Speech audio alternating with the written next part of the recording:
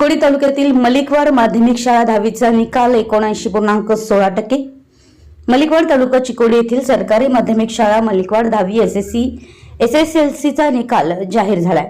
मलिकवाड सरकारी माध्यमिक शाळेतील 24 विद्यार्थी परीक्षेला बसले होते, त्यापैकी 19 विद्यार्थी उत्तीर्ण झालेत।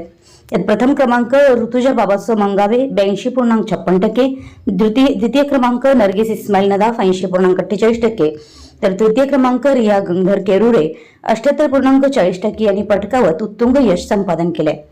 शाळेचा निकाल 79.16% इतका लागला असून मुख्याध्यापक PK Kamble, SN नेवलगी, AD अकिवाठे, AS सुतार, ND निरसोशी, MB केरुरे, विजय मायनवर, PB वैजे, RS Kadam, SD Mane, Shruti कामते यांचे विद्यार्थ्यांना मार्गदर्शन लाभलं।